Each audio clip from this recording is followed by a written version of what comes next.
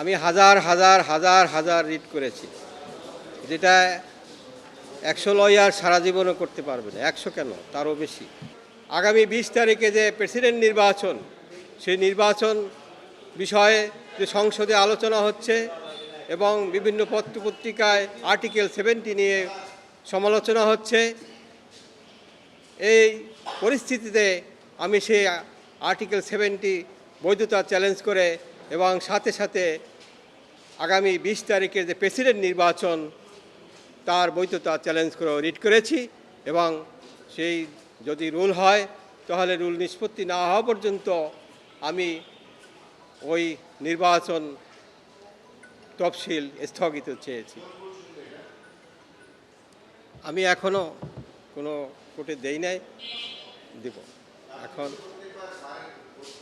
এখন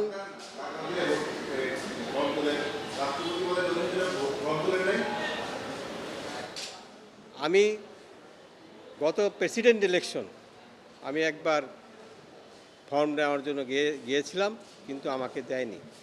কারণ president election করতে হলে আরপিও মতে 3 জন মেম্বার অফ পার্লামেন্টের প্রস্তাবক সমর্থক তাদের সই লাগে। এই পর্যায়ে আমি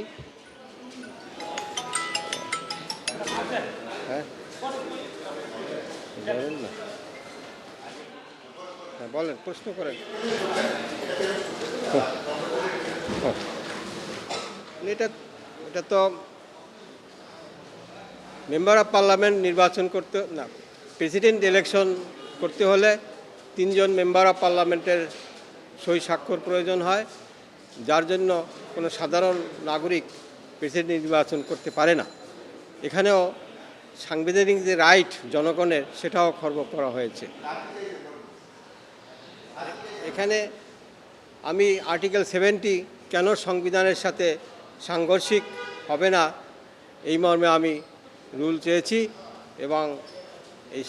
এবং যে নির্বাচন তফসিল সেটা কেন অবৈধ ঘোষণা করা হবে না এই মর্মে রুল চেয়েছি এবং রুল নিষ্পত্তি না হওয়া পর্যন্ত আমি নির্বাচন তফসিল স্থগিত চেয়েছি।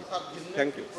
আপনি যাবৎকাল কতটি রিট করেছেন, কতগুলো রিট আলোর মুখ দেখেছে বলে মনে করেন? আমি হাজার হাজার হাজার হাজার রিট করেছি, যেটা 100 লয়ার সারা জীবনও করতে পারবে না, 100 কেন তারও বেশি, 1000 লয়ারও সারা জীবন করতে পারবে না। আমার প্রায় 40 বছর প্র্যাকটিস, হাজার হাজার রিট করেছি। শুধু শুধু শুধু জনস্বার্থেই না, বিভিন্ন সাধারণ নাগরিকের পক্ষে।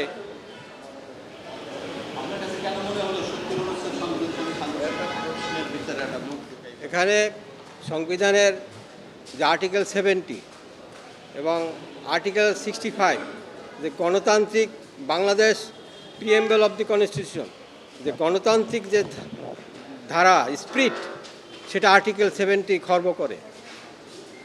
তাই সাংবিধানিক যে বাংলাদেশের সংবিধান of the people, by the people, for the people, এই সংবিধানের সাথে সাংঘর্ষিক আর্টিকেল 70, এজন্য আমি এই রিটটি করেছি।